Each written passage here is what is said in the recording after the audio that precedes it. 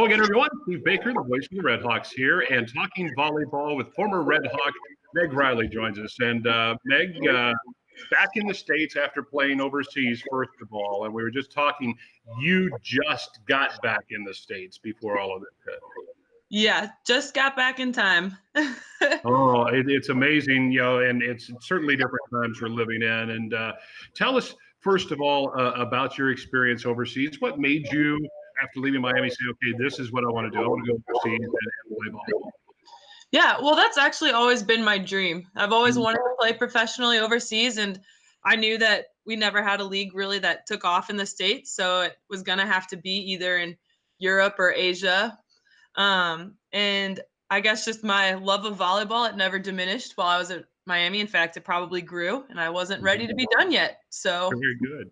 Excellent. Where are you playing? Well, I played my first 3 years in Austria, and the last 2 were in Switzerland. What are the challenges? Obviously, had you studied abroad, I'm assuming? No, I did not study abroad. Oh, okay. So then there are even more challenges to going overseas, and especially in different countries, trying language and that sort of thing. What are some of those hurdles? Well, there's actually, I'd say, quite a few hurdles, and then maybe not as many as you would think. But just to start off with, before I went, I was not sure where I was going to be playing and if I for sure had a job. So I had talked to a team in Austria, and they're like, we think we want you, but we want you to come for a tryout just to make sure. So my very first challenge was, how do I pack for either a week or for 9 months? And what kind of stuff do you bring in one suitcase going overseas? So packing is always hard every year. And I always pack silly stuff like tea and candles, but you should probably pack more, Yeah, probably so. Now, that's obviously one of the things you probably wished you knew before you went over. What are some of the other things that, once you got over there, it was like, oh, I really wish I would have known this before I got over here? Yeah. Well, my agent and a lot of other people that I talked to beforehand said, make sure you have a hobby. And I was like, oh, yeah, a hobby. Sure, no problem.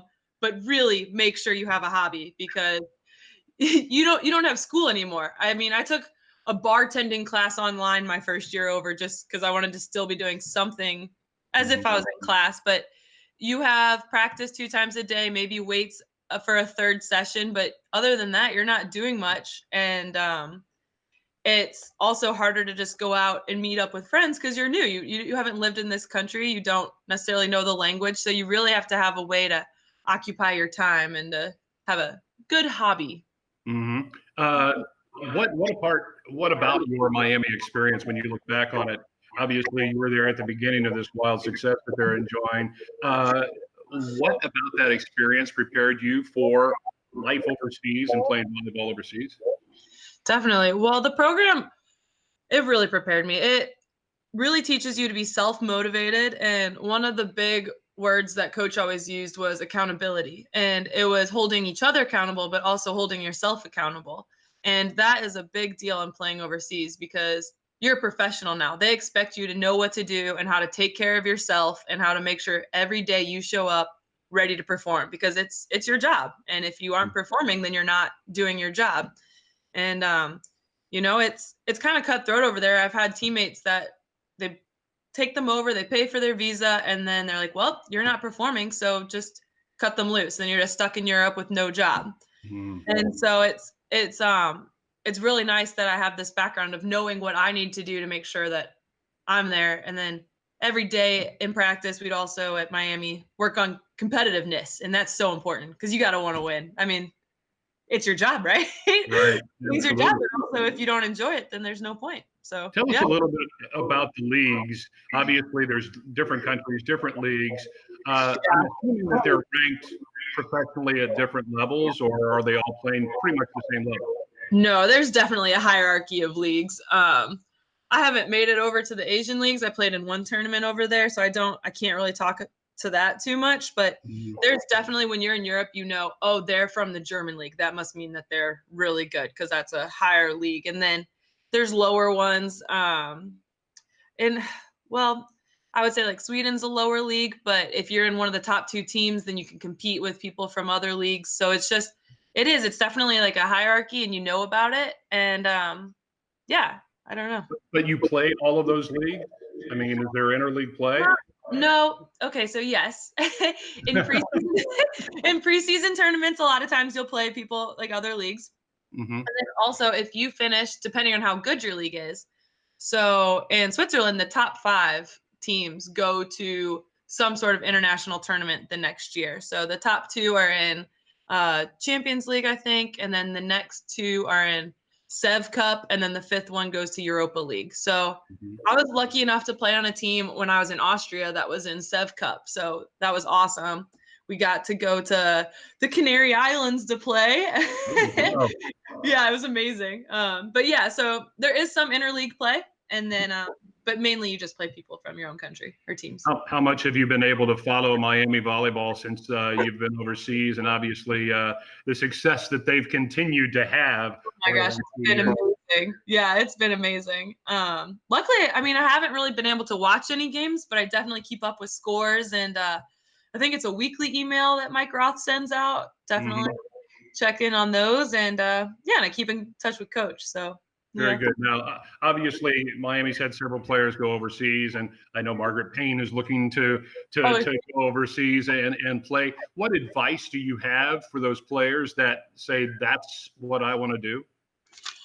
Well, I would say definitely it helps to be a 6th position player, because the volleyball's a little bit different over there. We're really specialized in the States, not so much in Europe. So be an all-around player and get some good film. But I mean, with all the success, I would assume that we have lots of good film, and get an agent that when you talk to them, you feel like you can ask for what you want and have a good open line of communication.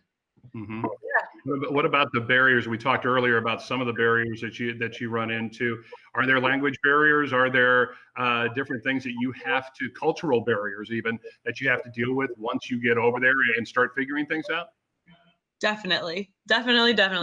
Language barrier, especially my first year, because I was kind of, I don't know, I guess it was a younger team, but they did not really speak English. But the lucky thing about volleyball is it is a language in its own. And it is, so in practice, I wouldn't worry about it too much. Body language, hand gestures, you're really able to pick up on things.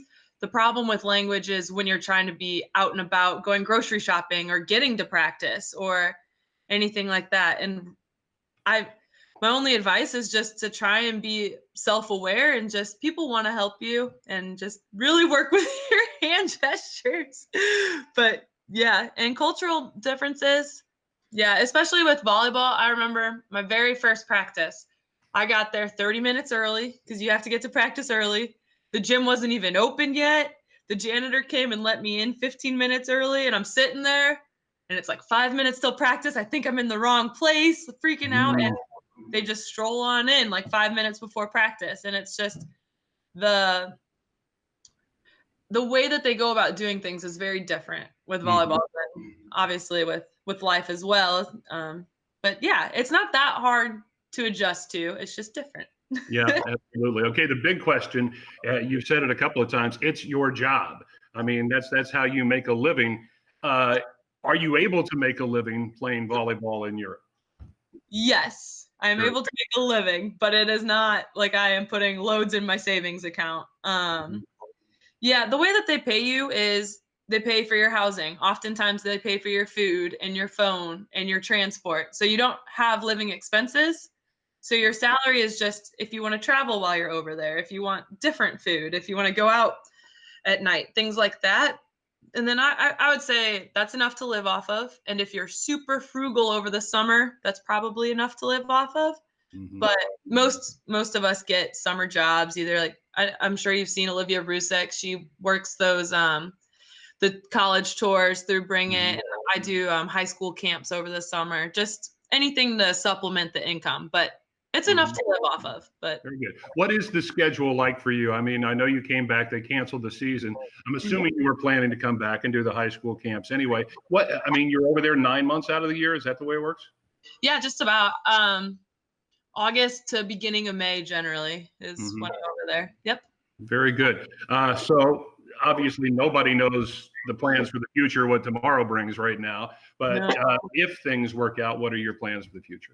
Well, I'd like to play at least another year, and then we'll see how my body's feeling. And then I don't really know. I might try and play somewhere that has a university and get my master's while still playing. So Okay. a lot of times you can talk to teams and they have ins with local universities and just see if they can either get you a scholarship there or anything like that. So I don't really know, but things are really up in the air right now with the current pandemic. So Yeah, absolutely. And finally, I asked you about your Miami experience. I want to ask you about, what you've taken from Coach Condit and the staff that you worked from in your years at Miami and applied to this. Obviously, it's a different style. It's a different kind of coaching, I'm sure. But I'm sure that you're taking something from those years at Miami, and particularly Coach Condit and the staff, in what you're doing now. Oh, absolutely. I mean, if you want to talk about just the volleyball part of it, well, there's a lot. I could probably go on forever, but I would say the main things for me right now that I use a lot is the way that they taught me to think about the game, and when making setting decisions, that's important. And that's, I mean, I'm now a 5-1 setter because they don't get as many subs over there, so I don't get to hit anymore, which is sad. But I like that was so important, and that is the most important part of my job, is to make the correct decisions. Mm-hmm. So the fact that Anna and Coach Condit worked so hard with me to read the block, to set up my plays, that's a huge part. And the other thing that they really drilled into me is eye sequencing on the block, and that is a huge thing that they don't even teach in Europe. So like they always seem so surprised that we're always set up in the right place on the block, and it's like, work on some eye sequencing, please. Well, I'm thrilled that you are doing so well, and glad to have you back in the States and safe right now, and wish you the best of luck, and hopefully they get you back over there and play that season. And as always, stay in touch with us, okay? Definitely. Thank you.